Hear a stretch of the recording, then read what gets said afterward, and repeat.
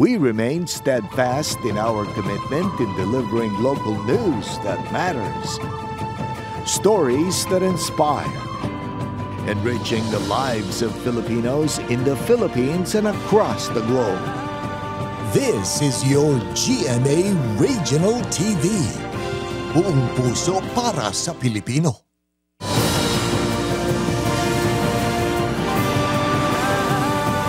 Ini ang GMA Regional TV 1 Western Visayas.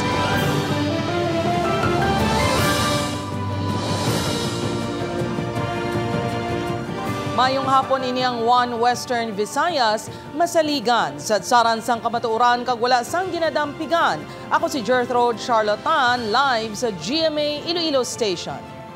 Magadulong sa inyo sa pinakadako kag komprehensibo nga mga balita sa Kabisayan na katungdan. Ako naman si Eden Priatos, live hikan diri sa GMA Bacolod Station.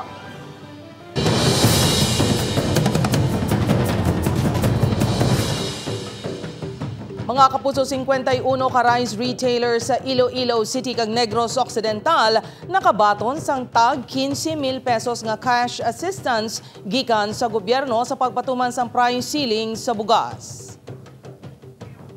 Apang mga puso, may pila sa gihapon ka retailers nga wala nagasunod bangod sa kapierdihan kuno sa negosyo. Samtang Iloilo Rice Traders luyag nga maklaruhan sa ginaduso nga hagna may angot sa rice hoarding and smuggling.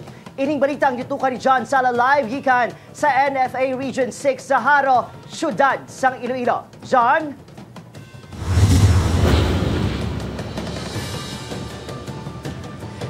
Adrian, halin sang patuman ang price ceiling sa presyo sang bugas nangin mabudlay para sa pila ka mga retailers ang pagpatuman sini bangod gani sa kaperdihan sa ilang negosyo. Apang dako kuno nga bulig subong ang ayuda nga ginhatag sang gobyerno pinaagi sa Sustainable Livelihood Program sang DSWD.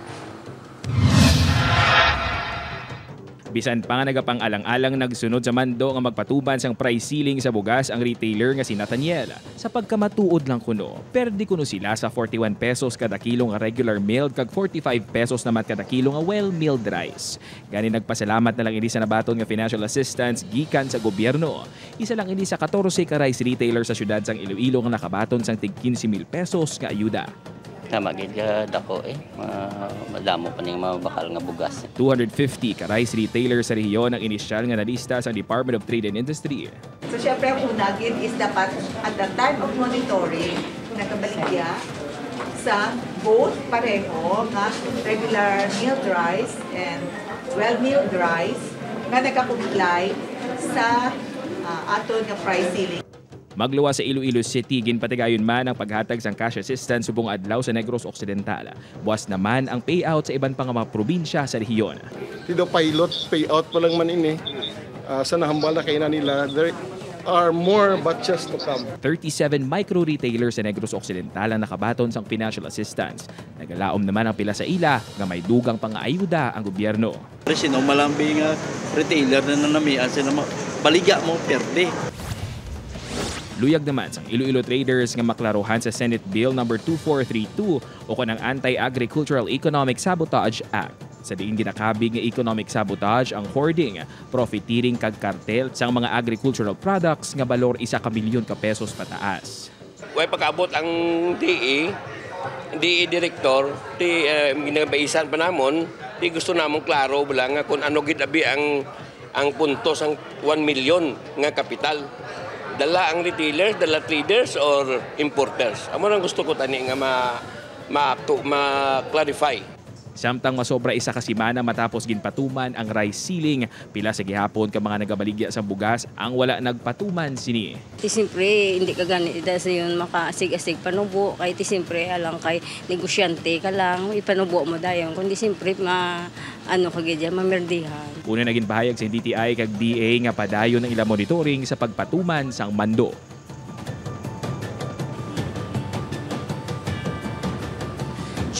Pisar nga ginalauman sang mga rice retailer nga madamo pagid sang batches ang ini nga ayuda suno sa DSWD kag sa DTI one-time payment lang o kun isa lang ka beses sila makabaton sang ayuda gikan sa gobyerno.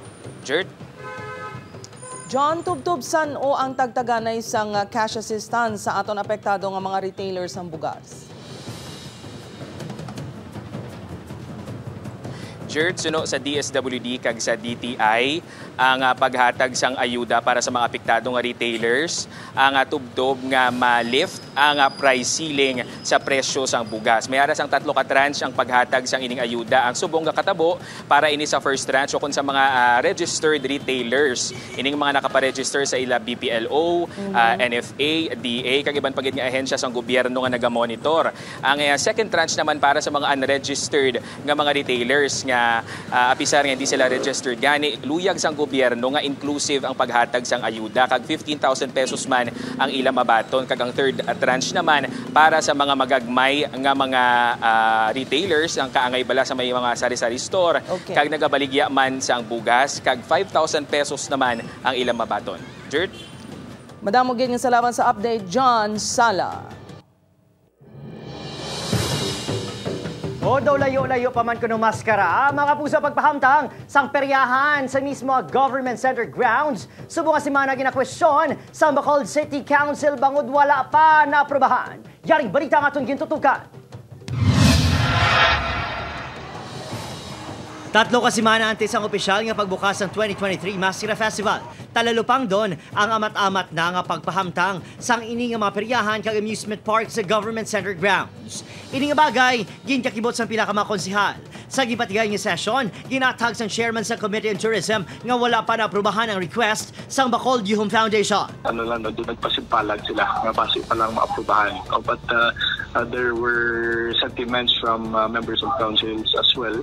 Wailabot sa aton nga opisina na it's quite early. First week of September, nag-set up na sila. So I think it's quite early. And ayo silang sa September 17 na masugod. Depensa sang foundation, kinahanglan sang bastante nga tion sa pagbutang sang karnabal. Sunod naman sa tag-iyang operator sang karnabal. 20 ka rides ang ipahamtang sa BGC grounds ganun say halin pa sa syudad sang Iloilo. Depende sa tiyempo. Kung kisa hindi man malabot, mga 2 weeks kung okay ang tiyempo. Samtang, ginkumpirma naman sa alkalde nga wala pa sininabaton ang formal request halin kay BCPO Director Colonel Noel Alinio angot sa plano nga pagdumili sa sugal sa mga karnabal sa Maskara sites. Kaangay sang lunggong, manok-manok color games, kag iban pa nga naandan nga diversyon. Wala akong kabalo kung nag-coordinate ang Youth Foundation sa mga requests sang city director ta. Tagang ka na lang sang staff toy. Dasan baligya mo lang sa iban. Sa Japan bala. Madumduman nga nagapuruga at gid si Alinio sang nabalaan nga linibo ang mga ginapusta sa mga karnabal nga usik lang sa kwarta. Sunod sa iya, apang sato sa special permit to operate na ginahatag sa mga peryahan, ginapahanugutan ang pustahanay. Opod, Kirill Casillo, Adrian Prietos, 1 Western Visayas. Sa iban pang nga balita, structural engineer nagpahayag nga isa ka biolasyon ang pagdemolish sang depektibong nga ungka flyover. DPWH-6 nagpaathag nga ginatun-an pa ang rekomendasyon sang third-party consultant kag dugang nga engineering interventions sang Bureau of Design. Ini ang gintutukan ni Zen Kilantang. Nagsapol ang Infrastructure Development Committee sang Regional Development Council kahapon lakip sa gintalakay ang kontrobersyal nga ungka flyover. Una na ginpahayag sang DPWH-6 nga nabaton na nila ang rekomendasyon sang third-party consultant sang proyekto sa diin isa sa ginrekomenda amo ang pagdemolish sang porsyon sang taytay nga nagausmod. Kakson ang span 3, 4, 5 kag 6 agud maremedyohan ang nag-usmod nga vertical support structure ukon pier 4, 5 kag 6 para magdugang sang 4 ka board pile sa existing board piles ang nasambit ng mga haligi. Pinaagi sini madugangan ang puwersa sang pundasyon agud malabot ang kinahanglanon nga 30 to 40 tons bangod yara lang ini sa 7 tons. Sunod sa Ilonggo structural engineer nga si Engineer Nilo Hardeleza, isa ka makabig nga bayolasyon ang pagguba sang proyekto. I-remind ko ang DPWH nga destroying government property na wala man na isang guba is a crime. And as a taxpayer, we will not allow that. Apang suno kay DPWH OIC Regional Director Sunnyboy Oropel, maidid nga ginatun-an sang ahensya ang engineering interventions sang third-party consultant kag wala pa sang pinal nga rekomendasyon sa kung ano ang himuon sa proyekto bangod may ginsuhestyon man ang Bureau of Design. Wala kita demolition nga himuon nga bilog na structure. So maybe after some discussion namon sa Bureau of Design kag sa iya sang kag ni Engineer Abinales, there will be rectification. But as I've said, wala pa sang final git kung ano ang himuon naton kay may gina-additional ang Bureau of Design. So mon pa di gina-repair subong. Just this morning, I've talked to Engineer Abinales and he is amenable to any suggestion made by the Bureau of Design. Ginarekomenda sang RDC ang paggamit sang hydraulic static pile driver equipment bangod ginalikawan ang vibration sa mga nagausmod nga haligi. Kaya hindi mo pag-vibrate. Kung i-vibrate mo na masalok na gulpi ang existing pile, disgrasya nga matabo. Pero hindi pa natalupangdan man sang third party consultant nga may isa pagili ka paagi nga mahimo kita sang pile rough foundation dali palapadon ta ang aton nga pundasyon nga maka-extend sa pihak nga kalsada kag sa pihak nga kalsada kag himuan lang sinang natawag naton nga shear connector nga maka-connect siya ang inang rough nga inang concrete niya nga foundation makahakos man siya sa pier, no? Dugang pa ni Hardeleza kung basehan ang 200 milyones pesos nga ginalokar nga pondo sang gobyerno sa pagkayo sa Ungka flyover. Bastante ini nga makabakal sang hydraulic static pile driver nga nagabilis sang 18 milyones pesos. Apang suno sa DPWH6 ginabinag-binag pa nila ang rectification measures nga doable kag reliable para sa flyover. Upoy Kirumal Porquia, Zen Kilantang, One Western Visayas.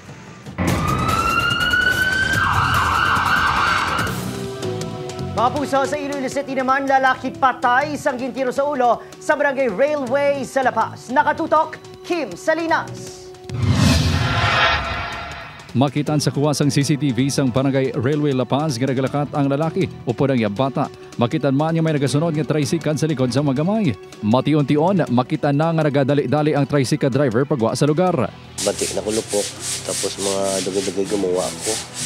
Pagwa ko, may nakita lang kung layo na mga taong lakat pagwa na. Lasig lang paglakat. Diri na kag nakita ng biktima nga nagahigda sa dalan kag may igo sang pagkatiro sa ulo. Ginkilalang biktima nga si Marvin June Magayon, 27 anyos, residente sang Barangay Rizal, La Paz. Natumod na sang kapulisan ang tricycle driver nga upod sang biktima. Isa na mo natanaw nga base gasunod la tong tricycle nga dan siya. Base dito sa area may gin-meet up sa gidman nga dito lang gid makita sa kon nga dito lang gid nga wala lang nakita. Transaksyon sa illegal nga droga ang ginasundan nga motibo sang kapulisan sa krimen bangod sa na-recover nga sachet isang suspected shabu sa biktima. Ang aton nga biktima may previous ni sa case. Then sa kon dito may recovery nga isa ka sachet. Dugang pa sang kapulisan wala sang pamilya ang biktima sa lugar gani dako nga palamagkutanon kun nga nagpadulong ini didto. Sunod naman sa bayaw sang biktima, unang ation pa lang nga nagkanto ang biktima sa lugar. Wala man na sa may ginambal sa kuning ay makadtuan ko to dani sa ano to. Wala man sa gapanugit kundi sa daan makadto bala. Nagapadayon ang investigasyon sang kapulisan agod nga matumod ang sospek sa krimen. Upod kay Hans Desierto, Kim Salinas, One Western Visayas. Manunigin salvage, mga kapuso naghahapa. May mga pila sa pagkabuno, kag nakagapos pang mga kamot sa nasapuan. Ang bangkay nga inisang wala pa makilalaan nga lalaki sa bakante nga lugar nga sa bahin sang Barangay 2 sa Bacolod City pasado 1:30 sinilang nga hapo. Nakabaton sa tawag ng kapulisan nga may nasapuan nga lalaking inibanta, 30 anyos ang pang-idaron. Nagpadulong na sa lugar ang scene of the crime operatives sa good imbestigahan ang among insidente. Posible sunod sa kapulisan nga biktima sang pagpang-salvage ang lalaki kag patay na sang ginhalid sa lugar. May posibilidad no kay dito wala man to traces ang aton nga evidence nga nakita no sa dito nga area. More than 12 hours or less than 24 hours na siya nga na ano patay. Mga kapuso, nagpagwa na sang opisyal nga pahayag ang Iloilo Doctors College na tuhoy sa mga na-record nga acute gastroenteritis case sa pila ka mga estudyante sang among nga buluthuan. Suno sa tagdumalahan, nagumpisa nga ma-record ang mga kaso sang AGE sang Setyembre 7. Padayon nga ginaimbestigaran sang buluthuan ang nasambit nga mga kaso. Nagpanawagan man ini sa mga estudyante kag stakeholders nga magpakonsulta kung maka-eksperyensya sang sintomas sang AGE kaangay sang pagsakit sang tiyan, pagpalanuka kag diarrhea. Una na ngaging pagwas ng City Health Office nga 112 ang nagpositibo sa bulutuhan sa diin 110 diri ang outpatient kag duha ang na-confine sa ospital. Padayon naman ang monitoring sa city government sa mga establishmento sa palibot sang bulutuhan.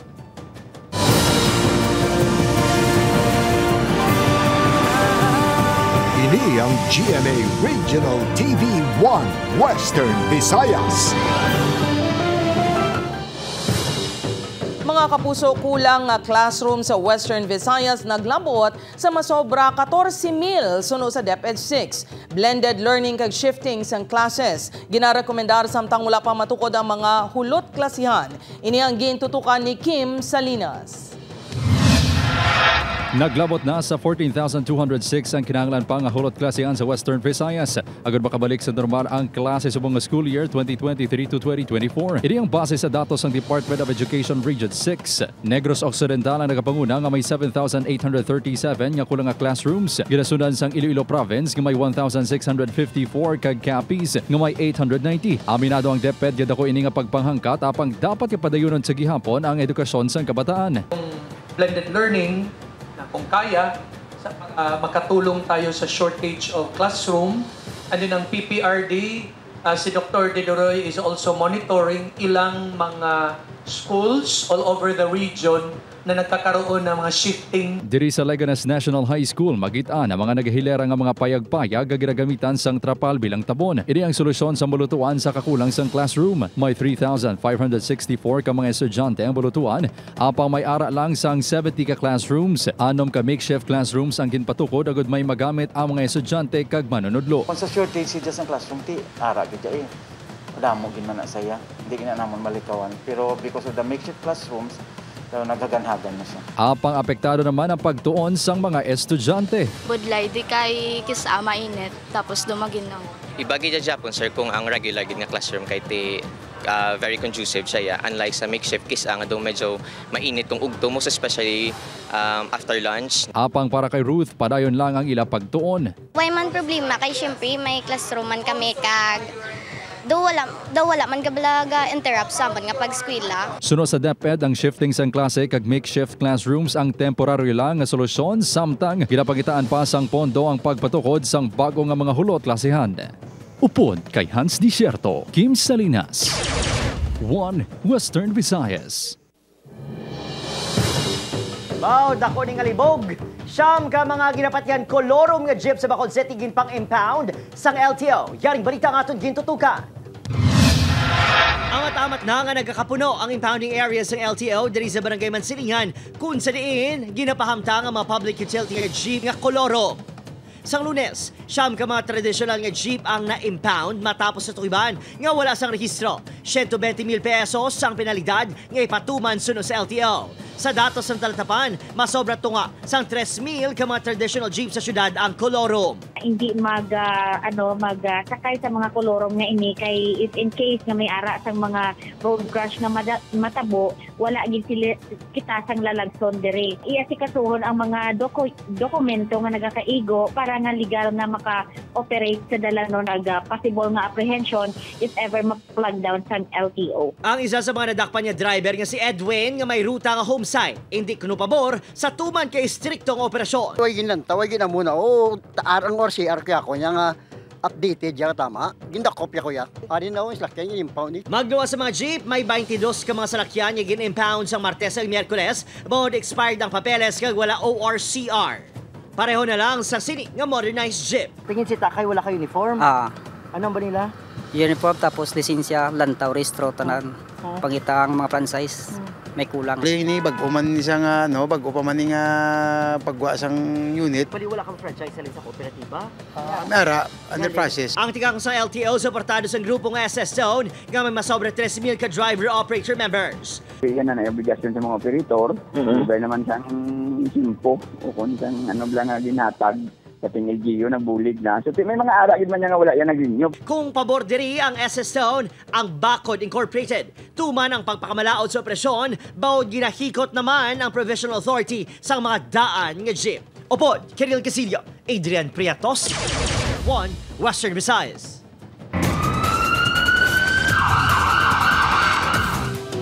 Mga puso, samtang ginbawian naman sa kabuhi, samtang ginabulong sa ospital ang 44 anyos ng lalaki matapos gintiro sa riding in tandem suspects pasado alas 8 kagabi sa may barangay New Buswang sa Kalibo, Aklan.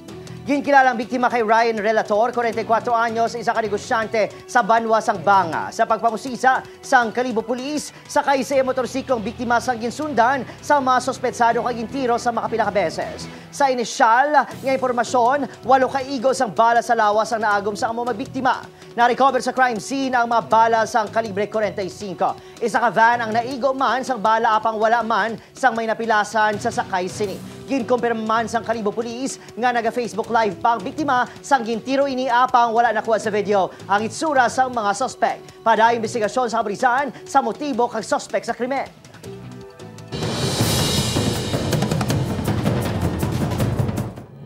Sa ibang pang balita, personnel sang Icopao ginpadulungan ang mga residente sa Barangay Cochero Molo sa Iloilo City agud sa pulong sa ila problema sa alagyan. Mga residente pabor na ayhan nga ma-relocate. Ini ang gintutukan ni John Sala. Husto na lang ang magpungko sa guwasang yabalay si Nanay Regina dala panumdum sang mga nagkalatabo sadto. Pasobra na 3 kadekada ini nga nag-i-star sa Zone 3 Barangay Cochero Molo. Mabudlay man apang kinahanglan kuno sini batunon ang kapalaran nga kinahanglan na sini maghalin sa relocation site sang syudad. Bato na wala ta mahimo kay hindi ni aton niya property, di ba? Naidlawan tang di ang mga kaingod mo man nga ti syempre masadya. Subong kun didto ka na lain naman ang imo didto yang nga mga tao. Pribado ang lote nga ginatindugan sang mga balay sang 11 ka mga pamilya. Madumduman niya ginpakigbato pa sa mga residente nga mahatagan sila sang right of way matapos sigin pakudalan sang nagapanag-iya sang duta ang porsyon nga ila anay ginaagyan. Matapos ang pila ka bulan nga pagpakigbato sang mga residente sang Zone 3 Barangay Cochero Molo sa ila ginahinyo nga right of way diri sa ilang lugar, nabato na kuno nila nga ang sabat sa ila problema hindi right of way kundi relocation. Gani amat-amat na kuno sila nga mangita sang kwarta para sa pagpatukod sa ilang mga balay. Ano sila mapa-registered gid sila ang kutob ka mga way problema maka-registered sa Icopao. Kang iban diri may awardee na sa ilabid. Sa 11 ka mga pamilyang apektado, yara pa lang sa 3 ang naawardan sang lote sang Icopao. Kaangay ni Tatay June, nga amat-amat naman kuno ginatapos ang balay sa relocation site. Ang amount may structure na to, ginamatamat lang to nga matapos na gibla. Kag mahaling mito dayon Kisa sa buong guro mga hindi pa man kambal nga 50% ginatapos to namo no. Upuan kay Siri Duque. John Sala. 1 Western Visayas.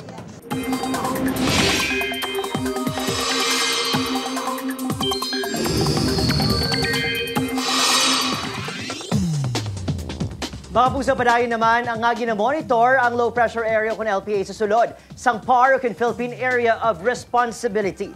Ulihining na siplatan 610 kilometers na sidlangan sang Itbayat, Batanes, sa Pag-asa, nagapadayon nga manubuang chance sa sining nga manging bagyo. Apang trough sa LPA gagang ginpabasog sining habagat ang magapaulan sa pilakabahin sang pungsod. Diri sa aton sa Western Visayas, base sa datos sa Metro Weather, magaulan sa isla sang Panay kag Negros. Posible mabasog nga pag-ulan sa probinsya sang Iloilo kag Negros Occidental. Gani manginhanda sa posible pagbahaukon pag-usmod sang duta. Posible man ang pag-ulan sa iban pang bahin sang pungsod, lakip ang Northern kag Central Luzon, pating dako nga bahin sang Mindanao.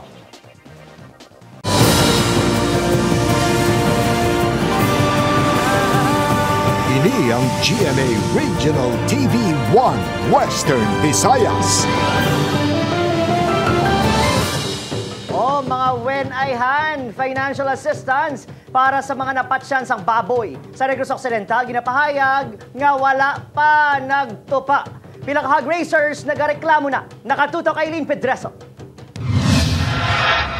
Bangod sa kasubo sa nagkalamatay ng mga ginasagod nga baboy, nagmasakit ang 60 anyos nga si Lola Cecilia. Magluwas sa sakit nga dalas ang pagkadula sang iya palangabuhian. Nagaluya man ang lawas sini sa hulat sang tugan nga ayuda. Isa lang siya sa madamo nga hog racer sa Negros Occidental. Nga tubtub karon, wala pa makabaton sang bulig. Madumduman nga 10 million pesos ang ginpaing nga pondo para sa tag 2,000 pesos nga financial assistance. Apang bangod sa election ban, hindi ini matigayon kag kinahanglan pa maghulat sa mga benepisyaryo pagkatapos ang barangay kag SK election sa Oktubre. Wala gid diskansing ko. At ani matulupang man kami sa tagaan man kami ayuda sa natabo sa amon sa mga baboy. Sunod naman sa Provincial Veterinary Office, naintindihan nila nga luyag na sang hog grazers nga liwat nga makasagod sang baboy. Apang may proseso nga dapat sundon. Dapat naka-biosecurity level 1 ang aton nga mga racers. But silingon sina nga may proper kang housing para sa imo baboy, may kudal, may footbath, no? Naka-disinfect ka. Anything nga ara sa imo nga tangkal, wala na mga sample, mga sakod nga used. Kinahanglan man nga ipaidalom anay sa testing ang mga baboy nga saguron. Agud masiguro nga negatibo ang mga ini sa anuman nga sahi sang pamalatian. May recovery plan naman nga ginatihon ang talatapat. Upod kay Ruel Banggoy, Aileen Pedreso, 1 Western Visayas. Komunikasyon sa tagsa ka taxi operators pasangkaron agud madasig ang pagresponde sa insidente sang pagpang-hold up. Association of Taxi Operators in Panay ginatunan man ang pagbalik sang alarm systems. Ini ang gintutukan ni Kim Salinas. Matapos sa mga insidente ang pagpang-hold up sa taxi drivers ang damlaglang, ginatunan sa karon sang Association of Taxi Operators in Panay Conatop ang pagbasangkad sang network sang taxi operators. We would try to to network all these groups para nga pagmans ka may mga tabo sa parehas nilang mga driver di ko immediately respond. Ginatunan man sang atop ang posible nga pagbalik sang alarm system sa diin butangan sang alarm ang taxi para mapahibalo ang iba nga driver kag otoridad sa tion sang emerhensya kon krimen. Kung hindi magdata pag siya ang reviving at ang mga alarm system naman sa una. Once nga ma-alarm all the drivers would be running after that unit na nag-alarm. Sigurohon man sang asosasyon nga nagagana ang dashcam sang taxi unit sa mahapos nga pag-identify sang suspect. Ginpanugyan man sang atop ang taxi drivers nga mangin alerto sa pagbiyahe. Ilabi na humalin alas 11 sang gabi tubtob alas 3 sang kaagahon. Bangod sa mataas nga risgo sang krimen, madumduman nga duwa ka taxi drivers ang ginhold up sa haro sang Sabado kag isa naman sa Banwa sang Oton sang Huwebes. Arestado na ang suspect kag napasaka na sang kaso nga robbery kag paglapas sa Comelec Gun Ban kag Comprehensive Dangerous Drugs Act of 2002. Upod kay Hans Desierto, Kim Salinas, 1 Western Visayas.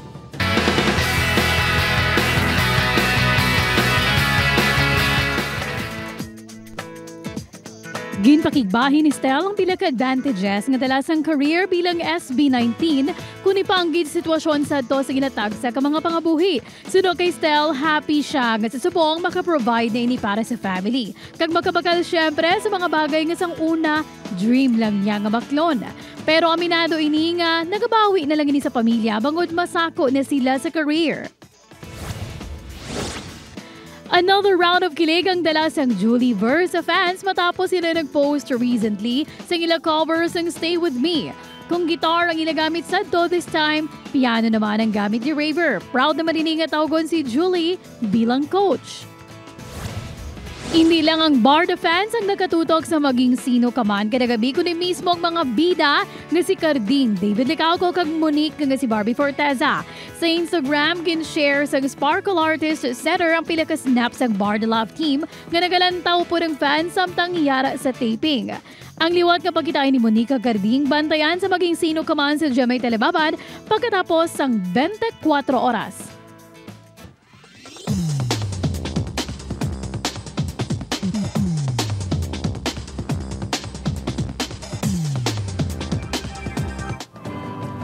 Mga kapuso, mahimo niyo malantaw ang ining episode sa GMA Regional TV official website www.gmaregionaltv.com. Pwede man mabisita kag i-click ang subscribe button sa GMA Regional TV official YouTube channel para sa mga updated nga balita. Kag sa aton mga kapuso diri sa Western Visayas, kag subong man sa aton mga kapuso abroad, madamo ginya salamat sa inyo pagtutok. Ako si Adrian Prieto. Kapusong mag-isa kita, kaghibaloon ng mga balita bangod local news matters. Ako si Gertrude Charlatan, ini ang One Western Visayas. Bugos nga puwersa para sa mas dako nga misyon kag mas masangkad nga pagserbisyo sa pungsod.